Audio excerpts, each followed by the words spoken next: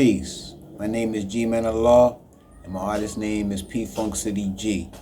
And this is episode 9 of The Naked Truth. Today, I want to start out talking about the differences in Jamaica as far as roles, gender roles. Because I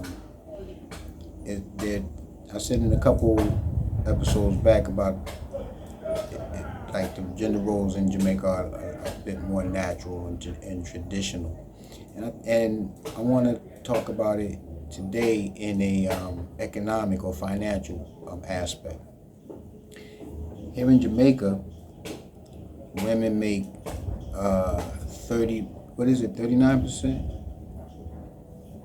Okay, men out earn men here in Jamaica, Jamaican men out earn Jamaican women by 39%. Meaning, for every dollar a man makes, a Jamaican woman makes 61 cents. Here in America, not here because I'm in Jamaica, but in America, there's not a big difference like that. Actually, the wage gap between black men and black women is the smallest in America. In America, it's only a 4% gap, meaning for every dollar that the black man makes, a woman makes 96 cents. Now, in the white community, for every dollar that the white man makes,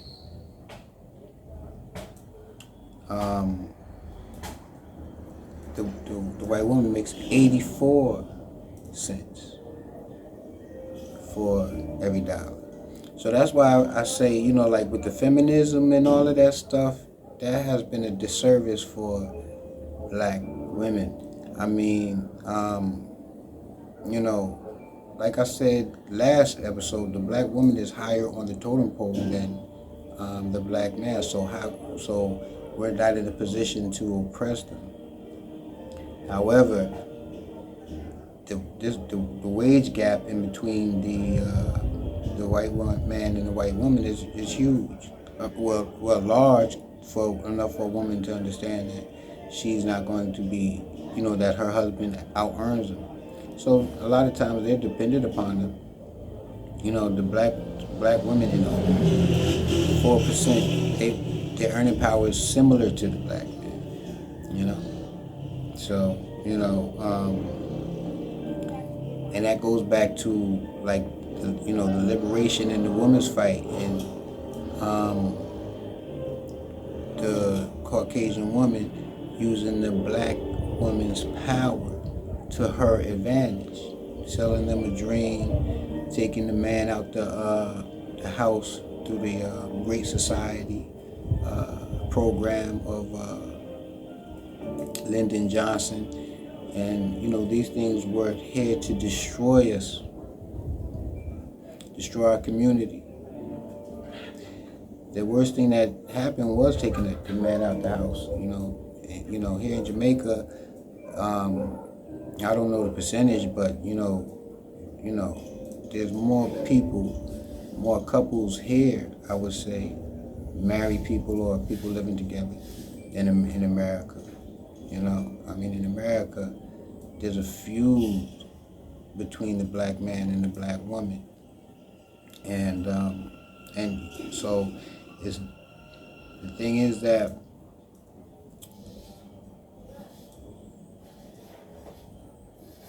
we have to, unite. We have to work together, And I know it's probably like sometimes it seems like I'm hard on black women, but I'm hard on myself. I'm hard on the black man. I'm hard on my partners, my business partners. Like I expect certain things from them, and I know they expect certain things on me, and I have to, be accountable to them. And I referred to in the last video talking about the, my mother and how we protect my mother, and we did my sister the same way.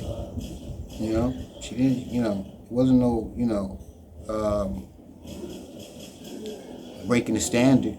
That was not acceptable. You know, certain behavior was not acceptable.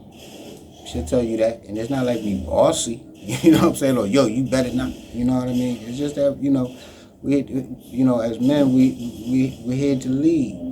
You know, so we're natural, leaders as far as a home is concerned. You know, but what happens is that when the earning power is the same, right? That knocks off the balance. You know what I'm saying?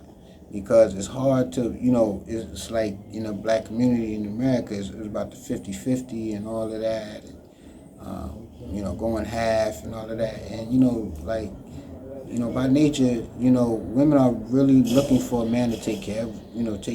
And that's right. You know what I mean? We have to be able to take care of a woman.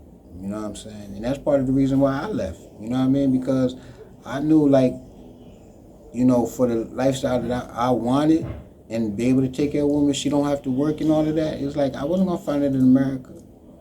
You know what I mean? Especially not working a 9 to 5. And I have been, I've been working professionally, in the industry. And so it was like, anybody know, dealing with musicians and artists and stuff like that, it's up and down. You know what I mean? It's not like working for the post office and you getting like that money, first, 15th, first, 15th. You know what I mean? It's like, yo, you hustle, you up, got, you know what I mean? More than enough. You know what I'm saying? And what the thing is, we got to save that for the times when, the industry slows up or something's going on, trending, So it was like, it was like once I, got to Jamaica, I ain't gonna say because it's not specifically Jamaica, it's leaving America. You know what I'm saying? Like if a man leaves America, he could take care of a woman anywhere in the world. You know what I'm saying? Because of the mathematics, you know what I'm saying? The bag can out earn a woman. You know what I mean? So it's easy for her to, you know what I mean, be led, you know what I mean? I mean, like a lot of these women, in the black community in America is right. You know what I mean? Like if she paying the bills and all of this and that, she feels like, you know what I mean, she has more of a say, And I know this sounds like crazy and old fashioned, but it's actually just traditional. You know what I'm saying? The man is supposed to be able to maintain the house. I mean, the finances, how bring the food in. You know what I mean? And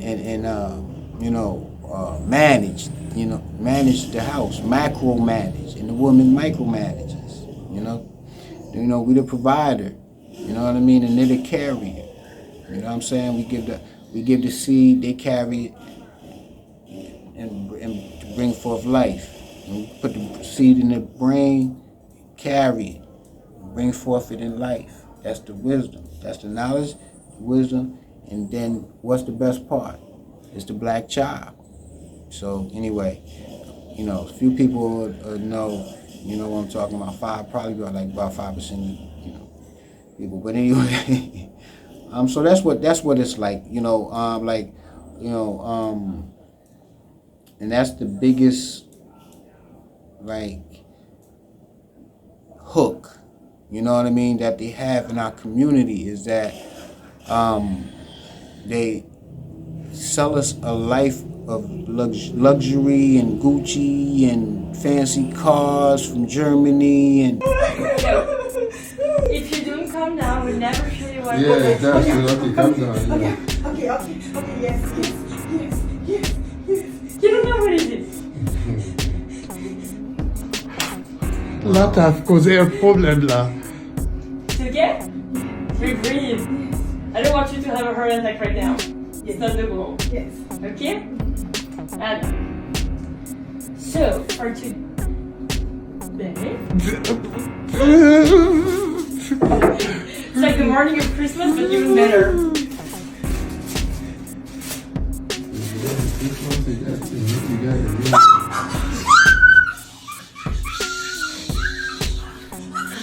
You don't know what it is?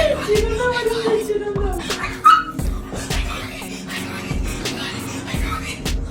No, you haven't got anything yet. The credit card hasn't been put inside. I know. Wait. Okay? Oh my god. Are you serious? Let's just calm down.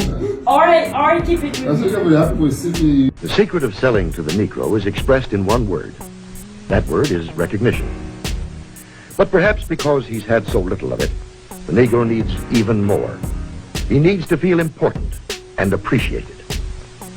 This need is a very real and important one. It shows up even in many of the Negro's shopping habits. Anyone who sells or wants to sell to the Negro customer should know about some of these habits.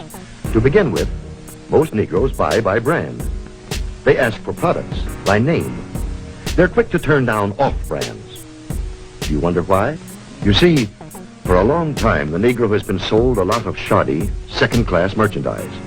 So now he asks for name brands in order to make sure he gets his money's worth.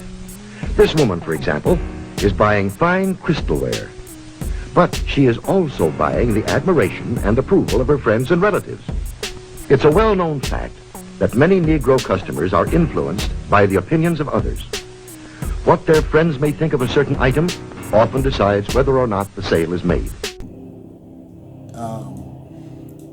And that's what we chasing. When the thing is that as long as we have food, clothing, and shelter, we're winning. We're blessed. You know what I'm saying? So that's where, I would say, the teachings of Elijah Muhammad, affected my mentality. Because once I realized that, it was like nothing. It's like I'm blessed, And yeah, I work hard for the extra and to be able to help people and create opportunities and generational wealth and being able to help my brothers and sisters. You know what I mean? When I can, they help me when they can. But it's it's about teamwork, moving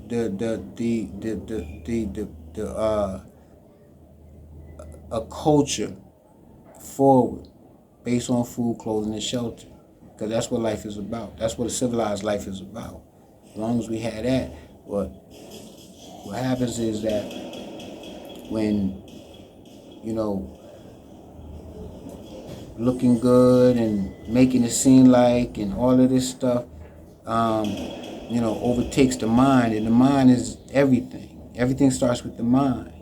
Everything starts with the mind. Like once your brain dead, it's over. You know what I'm saying? So the brain is the key to life, and many of us in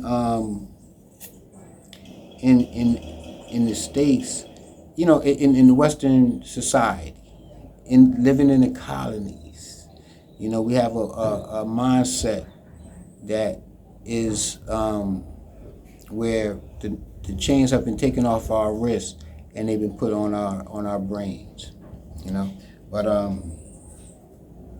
so that right there causes problems. You know what I mean? Because most relationships in America, they dissolve because of financial issues. So and so I want to move on to differences in justice in Jamaica versus America. You know what I mean? And like justice is our penalty or reward for our ways of and actions. So what we do decides whether good is going to happen or bad is going to happen. We're going to be rewarded or punished, right? And that's what we have control over. And with America, the justice system is a little bit different than, in Jamaica. And when I say the justice system, I'm talking about the natural order of justice, because in America, it's very political, but the justice, like in the streets and things of that nature is really not shine. Not like you can. A victim could go to jail if they protect themselves. Go overboard protecting themselves. But here in Jamaica, it's like there's the civil department is different, meaning like the who takes care of the neighborhood. Like in America, the city comes and takes care of certain things, cutting trees, paving the roads, city services. And in Jamaica, it's like the community takes care of that. You know what I mean? Like when I was in Bluefields, they would, like there would be a day, I forget what holiday, but the holiday in the whole neighborhood is out. You know what I'm saying? And they like cleaning up the streets, paving potholes, and like that's why it's like, I think in other countries, like they really, like they feel like this is my ish. Excuse me. You know what I mean? Well, this is mine.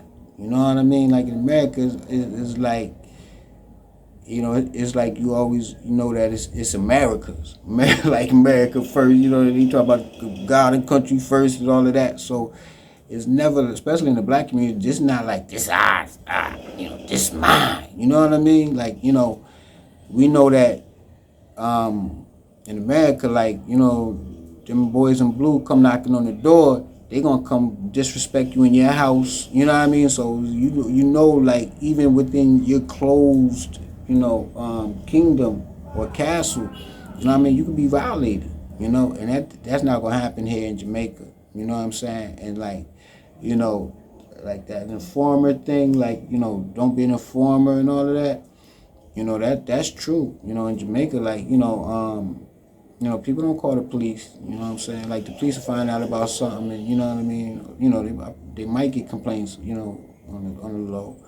But for the most part, people settle their differences amongst one another, And it's usually, in my experience, it's been,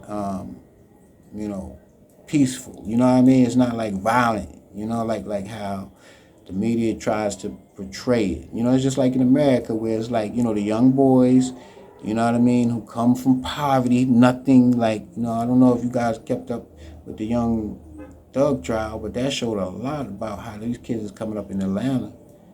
It's really sad, These boys, from like before they're 10, they're struggling for their life. They have nothing. They tell you, like, I come from nothing. You know what I'm saying? It's like, it's so hurtful to hear a black man say that I come from nothing. You know what I mean? Because we the creators of everything. So, I mean, we the original people of the planet Earth, And I was getting ready to drop it and be like, because if you notice in the first episodes, I was like, like hitting it hard with the, the black man is God, and, but the God, divine element, he put, he showed me the wisdom, or just like, everybody ain't ready for that, basically, you know what I'm saying? He like, we the original man, you know what I'm saying? And I think he's right about that. We the original people of the planet Earth. That's one thing we can agree upon, right? Black people are the original people of the planet Earth. And so to hear these young boys, talking about, how they come up and then they being persecuted by a black woman, and you know what I mean, like, I remember writing a tweet, about the, that trial, and it was like, that trial is about classes, you know what I mean? It's about the upper class and the lower class, And so it's really sad. It's really sad to see, you know what I mean, like how that trial went, And I'm not a Young Thug fan, but you know what I mean. Like I don't know how I came upon it, but I came upon it. I think it was because how she walked in. Like she walked in like she was like, you know what I mean, like she was the Hulk. You know, she had a whole bunch of, you know, when it first popped, when that story first popped, you know, when they were indicted, and you know, she marched in with her crew, and you know, she gonna do this and she gonna do that. So I was like, wow, you know, like, you know, it was like, you know, it was a moment in time that you never forget. You know what I'm saying? Because that's when that's when she walked in on, you know, on the scene. You know. So then it was like, you know, then they you know, they arrested people and all of that. So anyway, I watched a lot of that. You know what I mean? Like it just tell you, you know, like musicians, like we watch a lot of, you know what I mean? We got time to follow, you know, watch stuff while we working and all of that. And I kind of followed that. You know what I'm saying? But anyway, it was really sad to see. And like, you know, Jamaica's, you know, has this, you know, politics and all of that, you know. And, you know, like a wise man told me, like, you find anything in Jamaica, you know what I mean? Like, if you're looking for good, you can find good, you know. And if you're looking for bad, you can find bad. You know what I'm saying? So, you know, it's all on you. And that's real, you know what I'm saying? And another thing about it, like, I think this perfectly shows, you know what I mean, like the justice system in Jamaica. You know, I'm gonna see if I can find a YouTube footage, if they have footage on YouTube about the report. But the TVJ in Jamaica, that's like the number, you know, CVM and TVJ main stations. You know what I'm saying? But on TVJ, the news, they were talking about how this predator was accused of, you know, preying on a young child, you know. And what happened is how the justice system dealt with that was the man, this, you know, like I said, the citizens run everything. You know, they clean up. You know what I'm saying? So anyway, the dude was found burnt to death in a sugarcane field. You know what I'm saying? And the police have made no arrests. You know what I'm saying? That's how, you know what I mean? Like, that's a justice that I can respect. You know what I'm saying? Because, you know, in America, it was like, yo, it's so much politics and bureaucracy, like, you know, and black people over there is the only ones getting the death penalty. You know what I mean? Majority of the time. You know, and I'm not even talking about like going into the electric chair. I'm talking about as far as, you know, getting killed, you know what I mean, on the street by the police, or, you know what I mean, things of that nature, you know, or by one another, you know what I'm saying? But it go back to that great society and the man being taken out the family and, you know, and all of that. But I'm going to move on about that. But I just want to add to that. One more point about that is about the Jamaican incarceration rate. You know what I'm saying? It's lower than the incarceration rate amongst black men in America. You know, so, you know, on the percentages. You know, so you know, America got a lot of work, and it's almost like it probably would be better to just break it down and start all over. You know what I'm saying? But anyway, you know, I know a lot of good fathers in America, great fathers. You know what I'm saying? That's really all I know. You know what I mean? I really don't know any like horrible fathers, but I know a couple, you know, friends. And I'm not denying that horrible fathers don't exist. I'm just saying that they're not in my circle at all.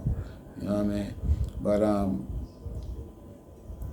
But you know, I know a lot of great fathers that are incarcerated. You know what I mean, for child support and all of that. Like, that's one thing that's different here. Like, you know, I don't know the laws on child support and all of that, but You know, you don't have that hatred and all of that against baby father, baby mother, and you know what I mean? All of that. Like, you know, there's always going to be beef and all of that, but, you know, nobody's sitting in jail. You know what I mean? Like, it don't make sense. Like, if somebody's behind on their payments and they going to jail, you know, I'm not even going to get into all of that because, like, I'm not going to debate, like, everything about America, you know, the America system has to be changed. It has to be changed.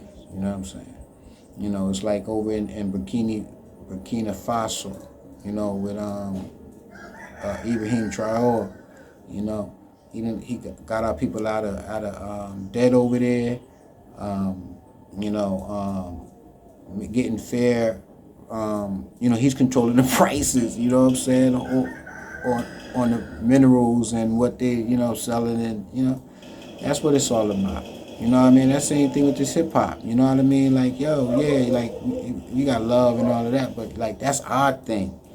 You know what I'm saying? Like y'all can't come in here and say y'all started this and y'all started that. You know what I mean? Because hip hop started before 1973. You know, but I'm gonna get, you know, I'm gonna finish this episode off and with you know what I mean, talking about that. You know what I'm saying? Next, I want to talk about healthcare. You know what I'm saying, in Jamaica. You know, the healthcare system, like, you know, healthcare system in Jamaica is amazing. You know, and it's free. You know, I haven't, like, you know, like the private doctors, of course, you know, they're special, but it's like there's free, and the more money you have, the better service. You know what I mean? But like, you can go to the hospital and like they're gonna, you know what I mean? They're gonna help you. They're not gonna turn you away because you don't have insurance. You know what I mean? Maybe there are some, but I'm talking about like the public hospitals. You know, healthcare is free. You know, so I mean, it's like maybe time. It might take you all day to, you know, go to the doctor's office because you're waiting in line, and you know what I mean. You know, that type of thing. But you're gonna get, you know what I mean, quality healthcare. You know. And even with the hospital, like my first experience dealing with a hospital in Jamaica was when my son was born. My son Azim, you know, he was born in 2011. And, you know, I came out here in 2009, you know, so me and, you know, his mother had been together over a year before, you know, we conceived. We conceived him, and we were pregnant with him, and that was a great time. You know, we had a great doctor, Dr. Malinois. He's from, you know, here in Sav Lamar,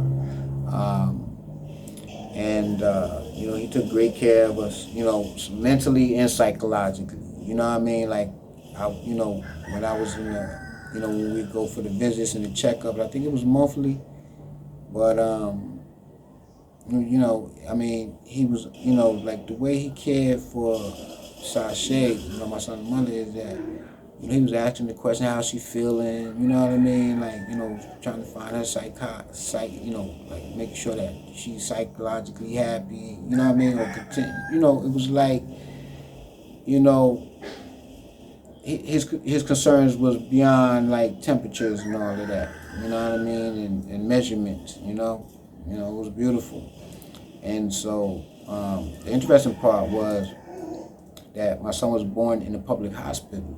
You know what I'm saying? So, like, when children are born in a public hospital, at least at Savlamar Hospital, like, they have a maternity ward. You know what I mean? And it's like, you know, it's security at the front.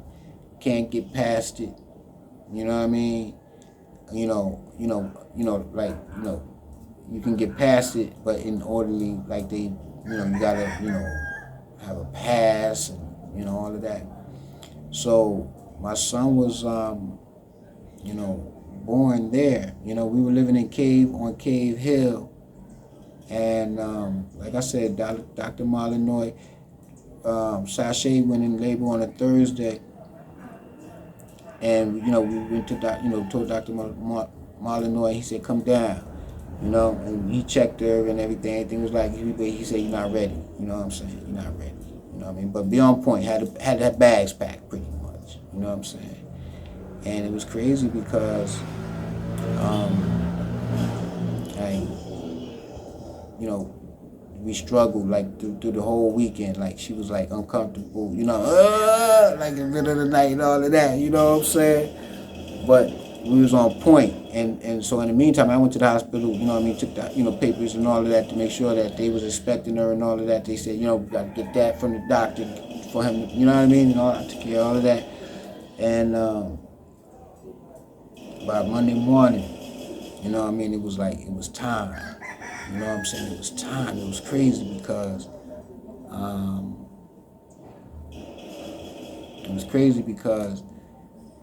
her water broke, so we knew what it was. You know what I'm saying? So I called my man with the taxi, and we were sitting on the wall waiting for him to come. You know what I mean? To pick us up, cause here it's not like you call the ambulance or and I didn't have a car.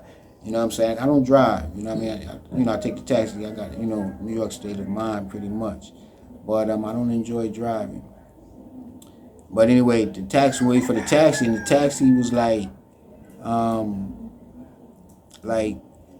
he picked us up, right? And I was on the wall, and we was waiting, and so we get down the hill, coming from Cave Hill, going to Savlamar Hospital.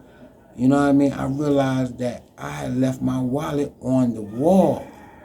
You know what I mean? With all my paper, cash, you know what I mean? Anything like, I have some cash in case I need it, Jamaican money, but, in case, whatever. You know what I mean? Because I know, I might be gone for 3 days. I don't know. But it was exciting. So, they got down to the hill when I realized that. So I was like, going up to the hospital. I'm gotta run back up here and get this wallet. So I gotta go get the wallet, you know what I mean, catch another taxi, you know what I mean, so I'm probably about 30 minutes behind. When I come into the hospital, the young God, Azim Shakur, was born, you know what I mean, I missed it, you know what I mean, but, anyway, that's a whole other story. But, so anyway, but he was healthy, it was crazy because the nurse was like, he was screaming and all of that. She's like, those are the strongest, lungs she ever heard, He was born at 7:25, on the Monday morning, February 7th, 2011, And, it was the greatest investment, I ever made in my life, But anybody who has children and in that same house and working, together to raise a kid and all that, they know, what value kids bring. Like, they're the best part, And that's, with the 5% nation of God's and earth. Allah's 5% is that, it's like the knowledge, wisdom, and understanding, you know what I'm saying? And understanding is the best part because it's the black child, you know what I'm saying? And it's to see, comprehend, so,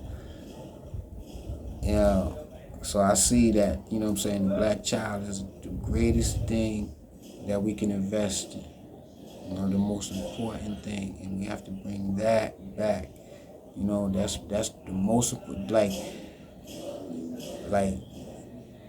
it's better than, buying a Birkin bag, or it's better than buying a Rolls Royce, is to have a child and have a plan for that child and then prepare that child for the plan and plan for his babies and setting that up. There's nothing more amazing, and I look forward to so much growth and, continued pleasure, because it's a pleasure, I'm so happy. We are so happy, what I'm saying, with my son and daughter, what I mean? I love them all. And, So yeah, so that was, that was it. But it was like, the thing is that in Jamaica, like the doctor patient relationship is way different. You know what I mean? Like, the doctor's gonna be like, like they gonna talk to you, you know what I mean? Like explain to you what's going on, and you know what I mean? Like, the doctors, like, they just hear a lot of time, or at least, my experience, you know what I mean? And that's in the public hospital. You know what I mean? Maybe it's different in the private hospital. But it's like, like I said, it's security. So the women is locked down. You know what I mean? And it's actually like in a, I would say like a dorm. You know what I'm saying? Like, really, like, it's like a dorm. Like, bed here, bed there. Like, you know what I mean? In a big room of like maybe 30, 60 women. You know what I mean? And so what happened is, like, they can't leave, or in my case, like, what I'm saying, so she couldn't leave because the doctor said she can't leave, and it's like, you know what I mean? They said, like, they gave us the time, maybe say 3 days or something like that. She had been out. But then they want to put it in. They want to like give a reason to keep them in the hospital. And she ready to come home. I'm ready to see my baby. You know what I mean? Like, I'm seeing them, holding them, and all of that. But I gotta go, home at a certain time. You know what I mean? I gotta leave because you know what I mean? It was like, yo. And so, they want to put in like, yo, he gonna have to stay for another 4 days. And she like, yo, I want to be. And then she can't like just walk out. You know what I mean? Because the security had to get. Yo, it was crazy, yo. So I'm like upset. And you know what I mean? I was like, yo, it was like an Indian doctor, it was like a lady doctor. I forget her name, but she just was like arrogant. You know what I mean? And like, I'm trying to ask her like, yo, excuse me. Can you explain to me like exactly what's going on, that they can't come and this and that? And she was like, yo, she like brushing me off, like, yo, like, and I'm sitting there like, yo, that's my woman and that's my child, like, yo, what's going on? She like, walking, like, just brushing me off, disrespect, not answering my questions, not like, you know what I mean, looking me in the eye, like, you know what I mean, like, I don't have to talk to you. And I'm sitting there like, I got upset. She, like I said, she walked off. I called her a stink ass bitch. I said, you stink ass bitch. And she was like, yo, and I shouldn't have, and I apologize for that, but I'm being honest. This is naked truth. You know what I'm saying? So she went to the security and she was like, yo, he just called me a bitch. I said, yo, I ain't call you no bitch. I called you a stinking ass bitch. Yo, niggas was cracking up. But anyway, I apologize for that. But yo, that's how it is there. Like, like my mother was ill. We spent like lots of hours, days, months, years in the hospital. You know what I mean? Dealing with her health issues. And it was like, yo, it was never nothing like that. You know what I mean? Like matter of fact, the doctor want to, come, everybody come sit down, you know what I mean? This is what's going on with your mom, you know what I mean? And she's gonna need this, you're gonna need that, you know what I mean? He looking at us all in the eye, like, you know what I mean? She like, yo, she don't even wanna, like, you know what I'm saying? This is, my family, like, you know what I mean? Like, I was frustrated, you know what I mean? I wanted, you know what I mean, my family to be home, you know what I mean? Like, yo, we on the hill in the guest house. Anybody know in Cave? That's one of the biggest houses in Cave. Beautiful place. You know what I mean? From my man Duncan. We wanted to get home. You know what I mean? And enjoy life. Sit on the veranda looking at the Caribbean Sea. You know what I mean? And anyway, that was crazy. It was crazy because my next topic is, Jamaican houses. You know what I'm saying? Like I said, we're living in a 4-story house on Cave, in Cave Mountain. You know what I mean? And, actually we were the first tenants. You know what I'm saying? That's a long story about how, I found it, but, I found it. I'll probably go into that some other time. But, 4 stories of concrete, and it's like, I said in a few episodes before, like, the houses here are better made. You know what I mean? Because like the houses that poorest person has is going to be, it's going to be a board house. You know what I mean? And the board house is like similar to an American house. The only thing is it doesn't have the outside, like brick, you know what I mean, or vinyl, or you know what I mean, what they call the siding. You know what I mean? Because it don't need that. Too hot. You know what I'm saying? But like it has the beams, you know what I mean, and measured the same distance and all of that. So just like an American house. You know what I mean? And some of them have a concrete foundation and all of that. So like the poorest house I had is like, according to the, you know what I mean, same, quality house of a nice house built in America. And that's what destroyed the, those houses in California. It was really, sad to see, And it was crazy because I was going, I got some footage because it was just like, I'm sitting there like, wow, like, you know what I mean? Like, they got the close footage. It looked like you're looking in an incinerator. So I wanted to use some of that footage and use it in some playing the beat behind it or something. But it was like once I heard that, people was dying, it was like, I backed off it. But it was like, it was very intense, But here, like, we live in in a concrete structure, and like the nicer homes, I ain't gonna, the more expensive homes, you know what I'm saying?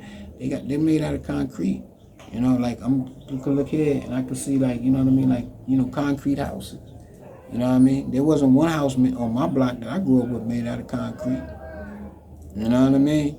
So it's like, it's like but they're charging like, you know what I mean, $500,000, $300,000 for like a wooden house. That, you know what I mean? Like you can get a concrete house, stories, you know what I mean? Few stories, few apartment buildings for like $100,000. Yeah. You know what I'm saying? Like, you know what I mean? Like made out of concrete, So yeah, you can have issues with, concrete houses, and I've heard that these, catch on fire and all of that. But when I first moved here, it was like, that was one of my concerns, was like, bring my stuff like in the barrels and stuff, and like, the house burned down. But we was, we was I think we were in concrete houses until I moved to Bluefields. Yeah. And that was our first board house, and it was nice, you know what I mean? We're right near the river, Bluefields, and, Merville shop, and anyway, yeah, so, the houses are definitely built better. In a few episodes back, I was talking about Imperial knowledge, and so, I want you to check out this video by Naeem Akbar, who, he says it precisely and better than how I would say it, you know what I mean? Or I've tried to say it, you know what I mean? It's eloquently spoken. They had to emulate. It's painful for them to internalize the concept that their society, their civilization is rooted in something that emanated out of the minds of the people who they chose to define as being inferior. So the fear of women and the fear of African people combined together to create this overwhelming fear which made them run away from the other sides of themselves. And in running away from the other sides of themselves, they created this prostituted and prevaricated so-called science which excludes the most significant components. The fundamental error of dividing man up in this dichotomous way and putting him into mind, into body, and making that which is mind and spirit either become feminine or superstitious or mystical or spiritual, which of course women and black people have a lot of. So they talk about black magic and mysticism and all that spiritual stuff among African people, but they do it in a derogatory and a degrading sense. The idea is that spirituality is inferior to science. And in order to speak profoundly, one must speak scientifically, because that's that weak stuff. But it's very significant that they gave what they could not handle to those who they could not accept. And they gave that which they could not understand to those who gave them all that they have. And in the process of doing so, they divided their own potential for development. That's why we need to redeem them and redeem ourselves before they kill us. Let's go on. All right, the next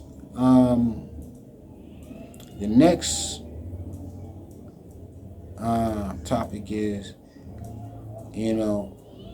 how to unite, because my whole goal is to unite black people, and it's not to like lie, and you know what I mean, and not like that. It's like the only way we're gonna grow is to unite. You know what I'm saying? The Honorable Elijah Muhammad showed us that we are original people. So whether we from the Sudan, South India, you know what I mean, or Aborigines of America, which is us, you know what I mean. We all black people, we come from the same origin, and we have the most potential mentally and physically. Even with handicaps, we outshine, So anyway, there's a video of a young lady from Nigeria who talks about how her mom told her that, she was not black, and, that it was like, this was a slave thing, came from slavery. People who think they're black, don't know their culture, their heritage, And so, the video, check it out. Let me say that again. I am not black, okay? Hear me out. Growing up, my mom absolutely hated when we refer to ourselves as black. She's like, you're not black, you're Nigerian, you're African. I feel like the term someone is black obviously comes from the slave era, but it also just describes displaced people that don't know their heritage. So I feel like people that do know their heritage, to try and curb racism in some way, people are going to be racist. Ignorance is ignorance. You can't. But just curb racism in a small way. Stop referring to yourself as black. If you know where you're from, you're raised in a certain household. Somalians are Somalians, Ethiopians are Ethiopians, Nigerians are Nigerians. Like, if you know where you're from, why refer to yourself as a color? I feel like when we say black, it just sounds so harsh, and like, this is black. I'm brown. I'm Nigerian at the end of the day. Like, that's who I am. That's where I come from. None of the colonies at the Berlin Conference was designed to be nations. So when you say Nigeria, people know that Nigeria's independence is 1960, but Nigeria really was amalgamated in 1914. So the concept of Nigeria was created in 1914. Now, the British had a company called the Royal African Company. It was later renamed the Royal Niger Company, because if you know, the Niger River starts in around Guinea, sails all the way into Igbo land in Nigeria. And because the Niger River has a very sharp bend, they divided the regions. But this man called Frederick Lugard, the British general governor, him and a lady called Flora Shaw, they were figuring out, okay, it's easier to manage this place as one colony. So he said to her, what should we name it? So he basically named this area based on the Niger River. They called it the Niger area, which is where we get the name Nigeria. Even the word Niger, where we get the word nigger, black land, so black area. The French did the exact same thing. That's why the country to the north of Nigeria is called Niger, not to be confused also with one of the states in Nigeria is called Niger State. So it's like,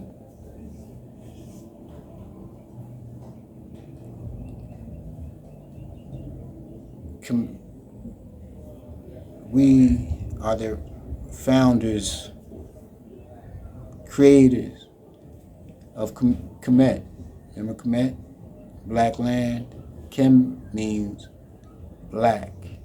Niger, black. Nigeria, black area. So what's crazy about it is that,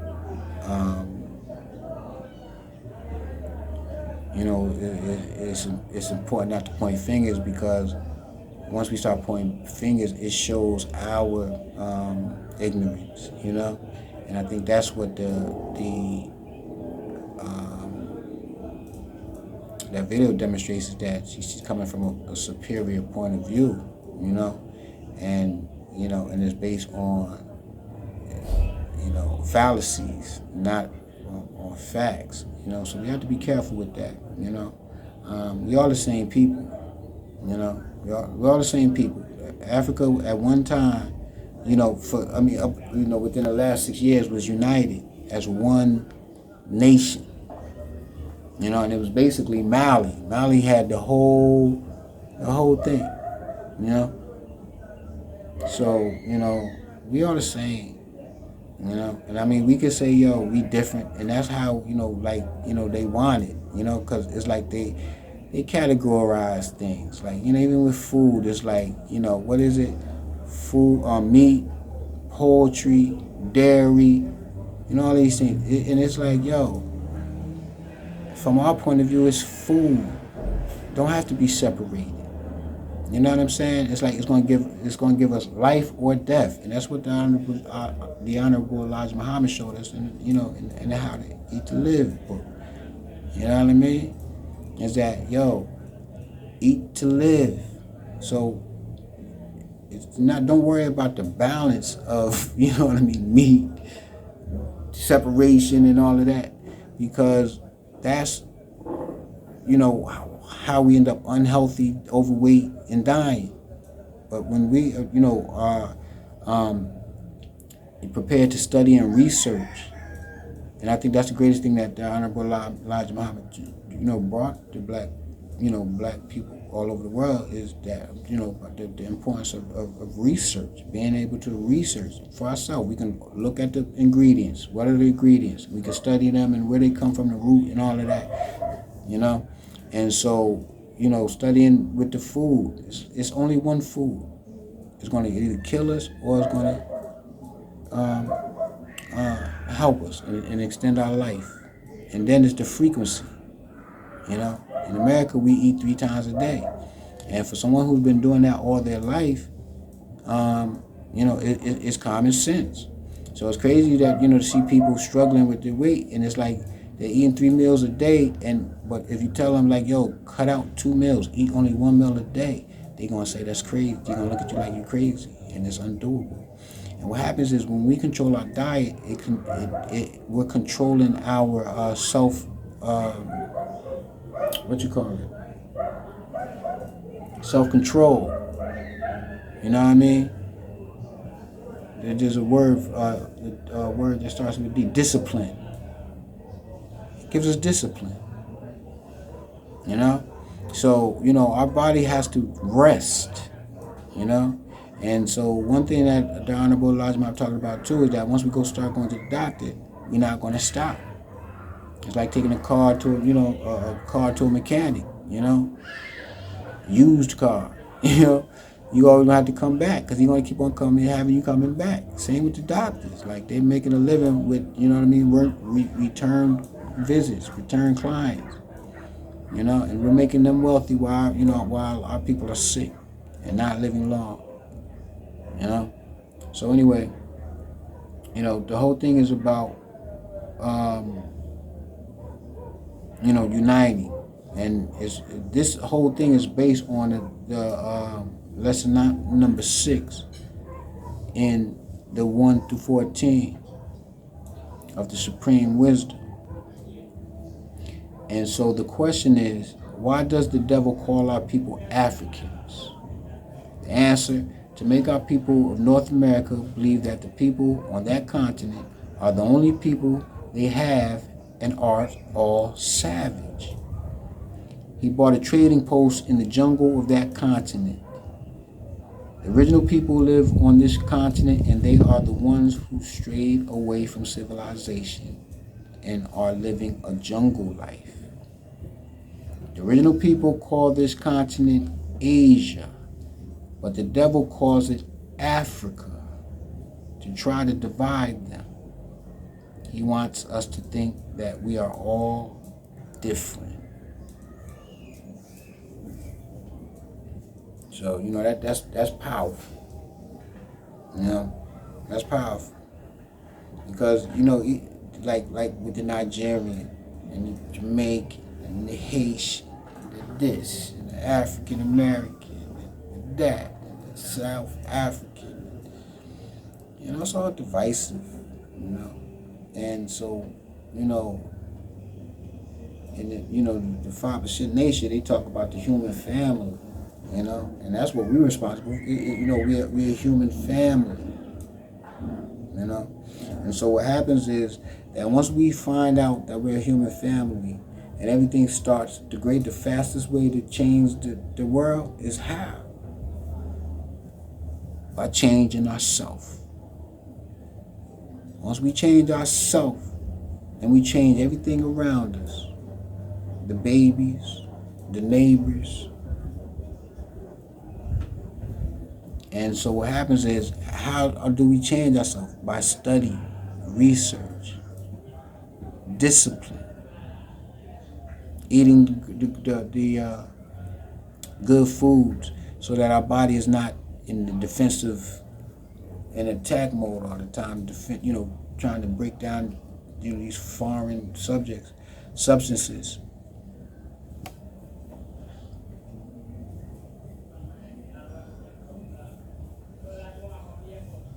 Alright.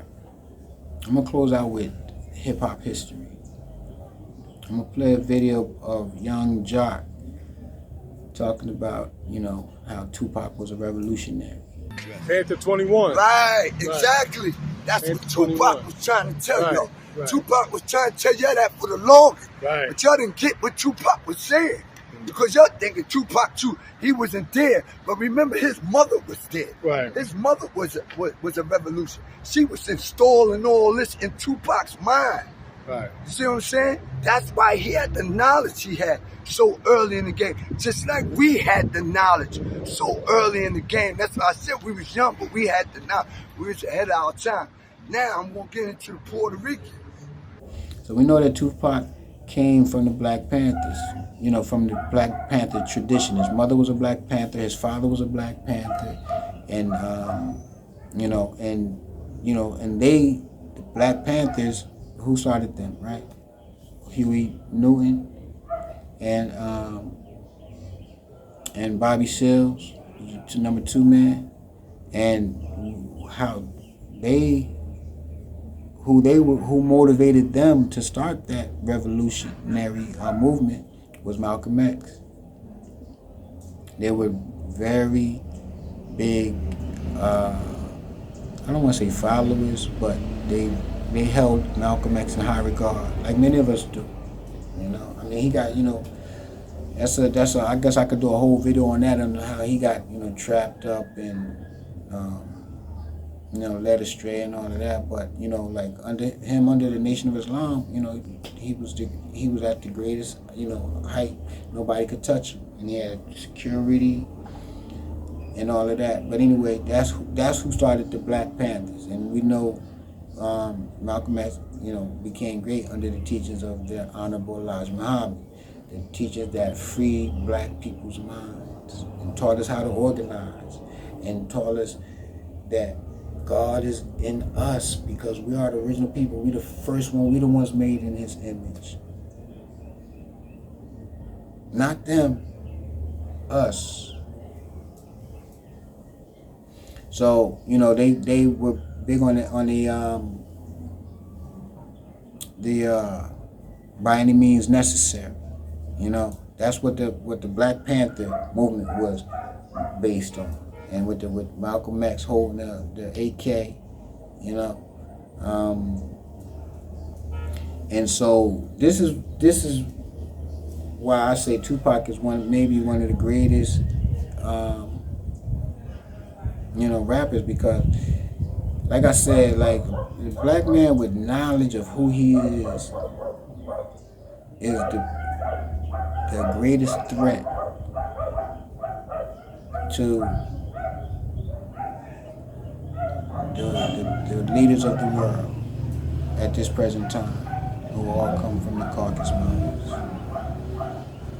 We're the biggest threat. Everybody else trying to build up, and no, we preparing within our communities, the whole way of life, system, trading, all of that, and we're preparing for what's coming. Because the devil's time is not going to last. It actually was over in 1914. So that's why you see, like, the world, uniting, especially Africa. you know, Burkina Faso, Niger, you know what I'm saying? Black, you know what I'm saying? Senegal, and what's the other one? Mali, you know, uniting and you know, working together, and you know, and soon, you know, I see the time when you could go to Africa with one passport and travel the whole place.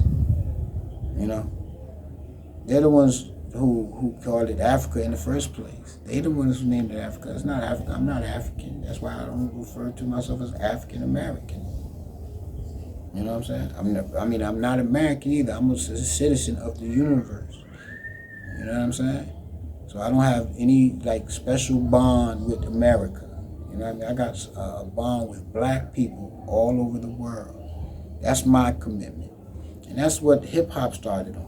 You know, I've shown and proven that hip hop, the leaders of hip hop, came from the Nation of Islam. Even Young Jack, he got knowledge himself. He studied the 5%. You have to check out that channel, YouTube channel, The Culture, since 1971. That right there is probably one of the oldest, because everybody's going back to 73 with Africa Bambaataa, Grandmaster Flash, and it was like a whole movement already like in the hood. You know what I mean? Because like Sedgwick Avenue definitely was not the hood. It was middle class, you know.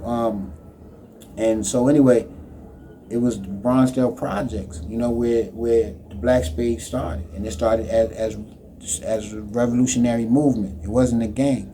They talked about in the previous video, I think it was episode 7, where it started as a movement, and the government, you know, the media started calling it a gang. They said it started as a social club like the white boys. The white boys, they started social clubs. They don't start gangs. You know what I'm saying? And then they fancy up the word and then say gangsters. And, you know, anyway, that's a whole nother thing.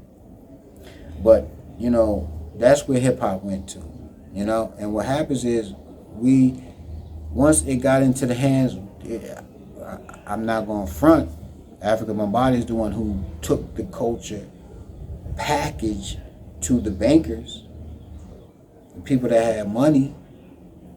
You know what I'm saying? And that probably has,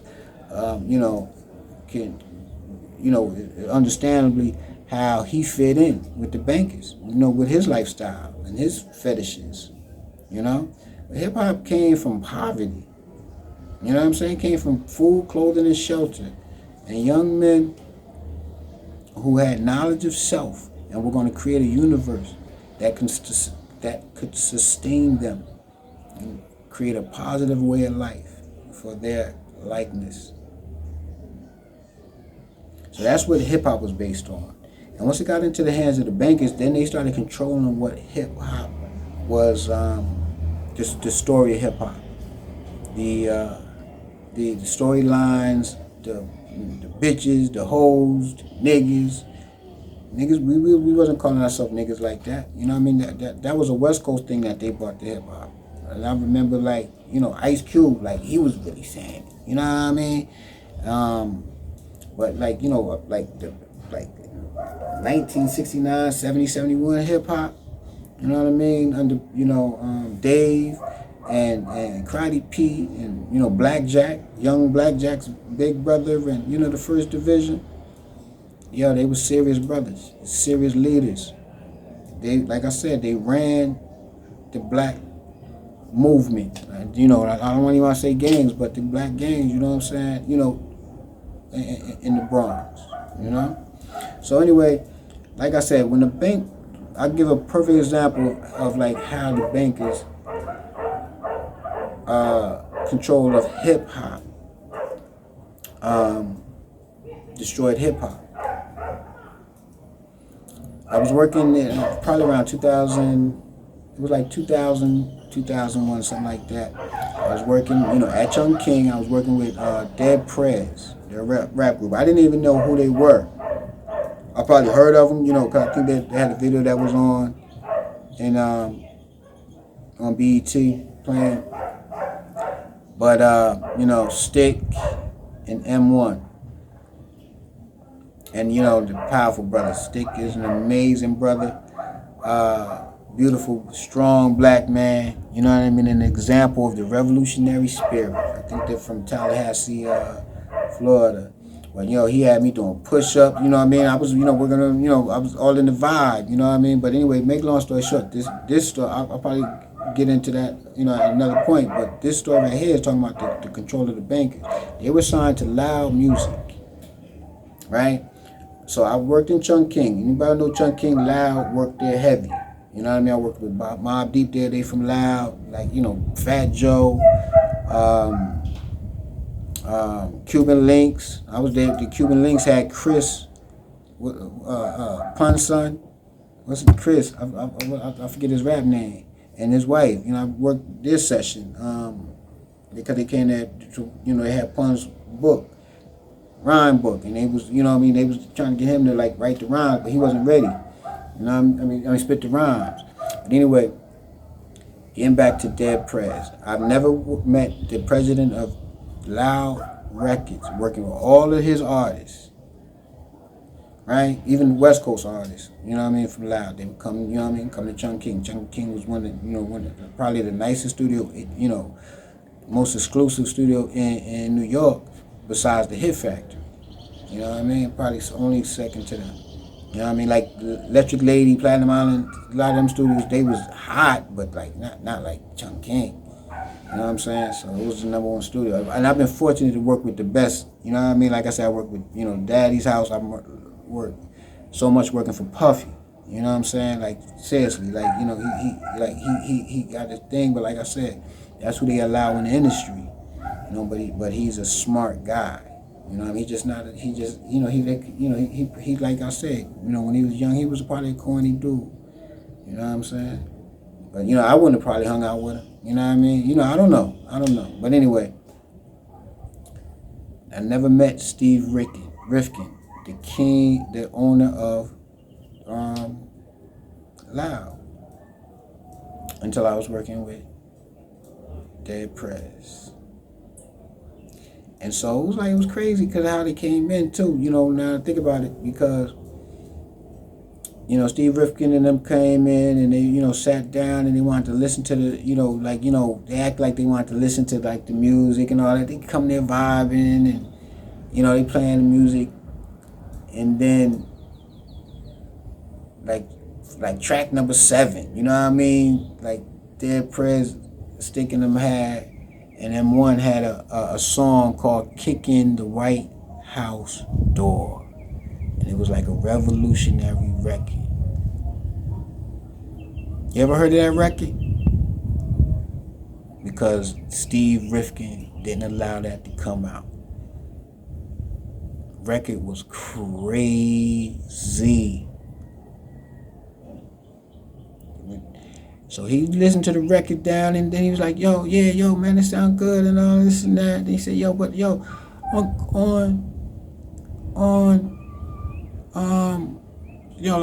track 7, you know, with the kick in the White House door, what's that all about? You know, you can't say that, Stick. You can't say that. Stick, you know what I mean? And then one, you know, telling them like, yo, people could talk about killing a black man, you know what I mean, so many times on their album, you know what I mean, but I can't talk about kicking in the White House door. So anyway, that was, you know, like I said, you never heard that record. Never came out. If it did, it probably came out underground on the mixtape. You know what I'm saying? That's why, you know, hip hop is, you know, there's bad messages. It's the banks, the people that got the money to sign the artists and like really push them, and you know what I mean, and get them like, you know what I mean, to the masses, and you know, we not choosing it. It's, the agenda is being pushed on us. You know, unfortunately, like I said, America is losing its power. is losing its grip on the world because the world doesn't depend on the American dollar anymore. Like before, you had to spend the American dollar. Like everything was based on the American dollar, right? And they controlled it through the oil. But now the Saudi Arabia don't care about no America. They taking the yen, they taking the ruble, the Chinese yen, the ruble. You know what I mean? But anyway, so their whole power structure is collapsing, and so that's what's enabling artists like myself and like all of these artists that was like, Red Man, and I heard he just came out. I haven't had the time to listen to his album, but I'm going to. But that's 30 out. That's 32 out, 32 records. You know what I mean? So it was like I really don't have a half hour extra time, but this week I'm gonna make time just to listen to it. You know what I mean?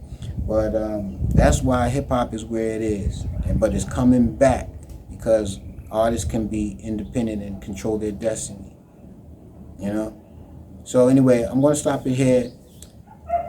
Love, peace, and happiness. P Funk City G.